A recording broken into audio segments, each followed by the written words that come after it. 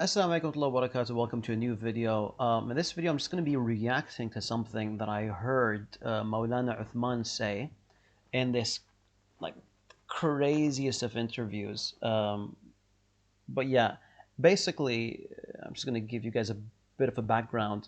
They're talking about Abu Layth and they're talking about um, sitting down with Abu Layth and having a discussion with him in order to solve their differences and to fix things and whatnot and to have a cordial conversation.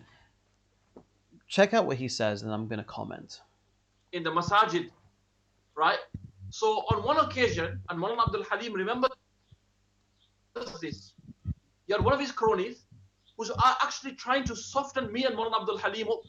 Oh, he's a nice chap. We can sit down, and he's nothing like he seems, in person. He's very sociable. Yeah, he's got good character.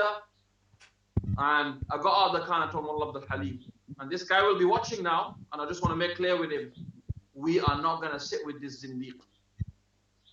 I do not want to sit with this zindiq. I fear being gripped on the day of judgment just by sitting with this zindiq. Us and kufr and zandaqa and irtidad on one table? Nah. If Rasulullah sallallahu alaihi wasallam has said, Man kana yu'minu billahi wal yawmil akhir, فلا يجلس على مائدة تدار عليه الخمر أو تدار عليها الخمر أو كما قال النبي صلى الله عليه وسلم. Whoever believes in Allah in the last day should not sit on a food spread on which there's alcohol. Imagine sitting on a food spread, you're sat next to an open murtad and a zindiq. Astaghfirullah. And man kana yu'minu bil, whoever believes in Allah in the last day, yani it puts your belief in Allah on the last day in question. And I don't want that about myself. We are not going to sit with this guy. When you sit on a table with alcohol, there are a number of things that are happening. Well, first of all, there's a possibility of you being affected, right? There's a possibility of you drinking it. There's a possibility of you belittling the act. You know, when you're away, you look at alcohol in the most negative way. But when you're sitting with people who are drinking, you're like, well, okay, it's not that bad. They're not acting that badly, so maybe it's not that big of a sin.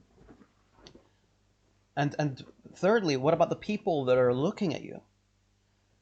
To them, you as a religious person being there legitimizes their sin, legitimizes their drinking of the alcohol. All right? So connect that with sitting with a zindiq. It's the exact same thing. You may be affected by the shubhat. You may be affected by what he says. You may be belittling what he says because he's saying it to you in a sweet way, in a nice way. And the others that are watching, they're going to be like, oh, okay, so this legitimizes this guy's views in a way. You know, if it was that big of a deal, they wouldn't be sitting with him. That's the reality.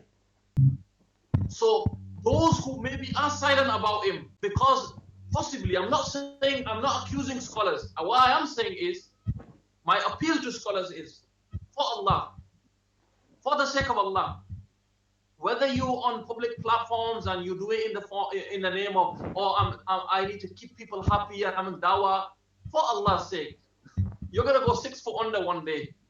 You know, all this news and all this, and this bayan, and I'm doing conferences and X, Y, and Z. Choro, yeah. Just look who you're sitting with. Has that sitting or that one gathering compromised? Yeah. And has it led to you has that silenced you, in other words? Has that silenced you in speaking against? If it has, then be careful in the future. I spoke to one sheikh a few months ago. I said, how come you're appearing on a show with this and this person? This person has uttered kufr. Why are you on a show with him? And he said, yeah, this is, I don't really do that thing, it's not just me, it's me and this guy and that guy. طيب, but you are legitimizing what he's saying. When people listen to him saying kufr, and then they see you, who's someone who's straight, who's someone who doesn't mess about, and yet you are sharing a platform with him, they will second guess and they'll be like, nah, okay, that can't be kufr. Probably, we've misunderstood. It legitimizes their views. And this isn't just about Abu Layth. And I've actually contacted people who have sat with Abu Layth, and like a bunch of them were not even aware of his views. Some of them are aware but don't care.